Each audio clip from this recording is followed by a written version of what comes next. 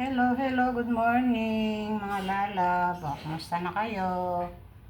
Ito, nandito tayo sa ating kusina. Ayan, kumusta na kayo mga lalab?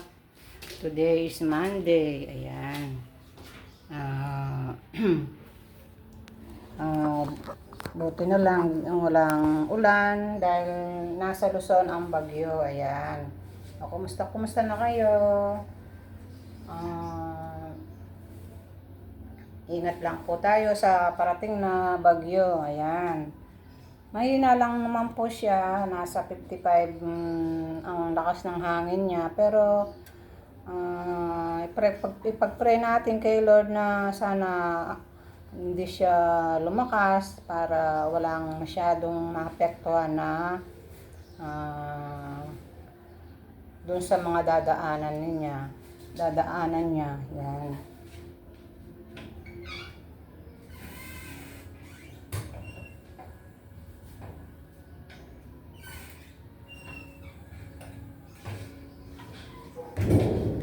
At eto, ayan.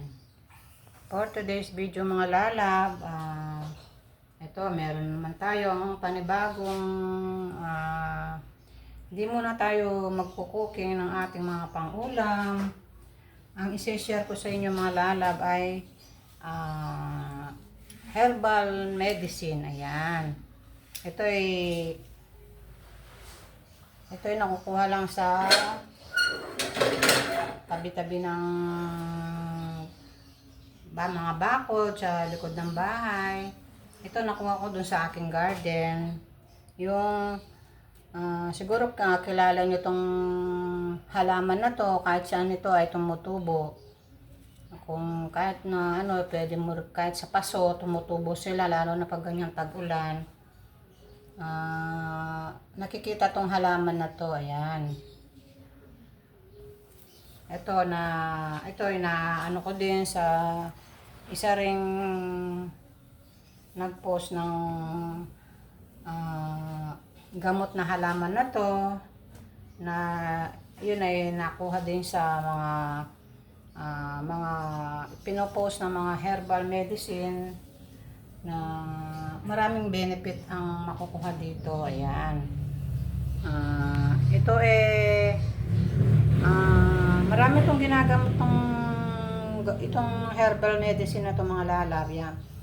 Pwede itong sa cholesterol, pwedeng uminom may cholesterol, yung may sugar, blood sugar, at marami pa itong benefits na makukuha, na kung meron kang depression or sakit sa kahit anong klaseng sakit, ito ay ginagamot niya. Yan. Ito ngayon, nagluto ako, nagpakulo ako ng konting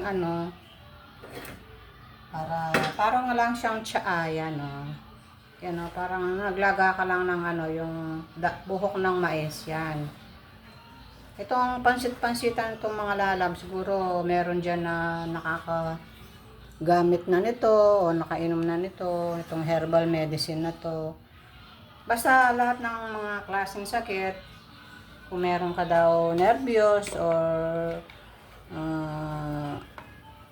marami itong basta anong klaseng mga sakit, na ginagamot niya itong na to, itong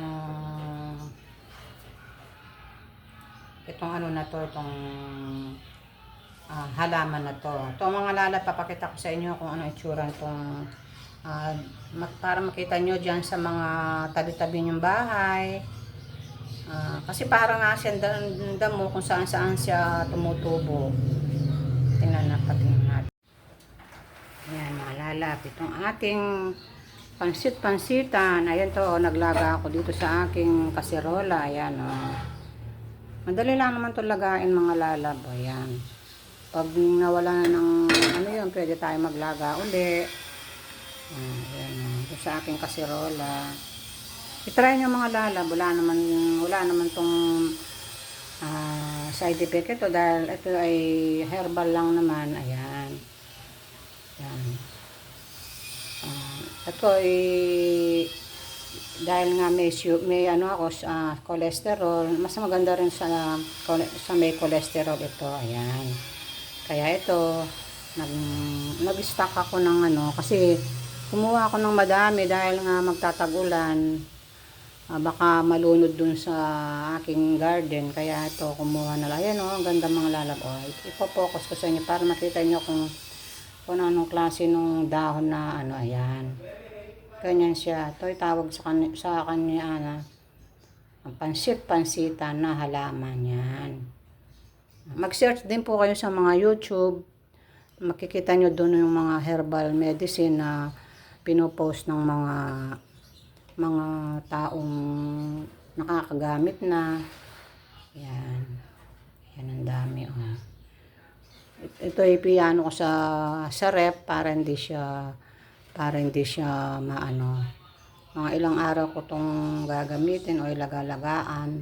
Ito na yung ano, instead na magkape ka, ito na lang muna ang ano natin, itong pansit-pansitan. Yan.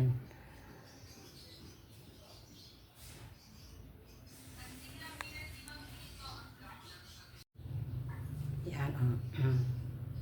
Ito.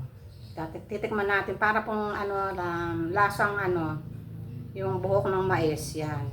Ganyan din kasi naglaga na ako ng buhok ng mais mo. Ganon din ang lasa.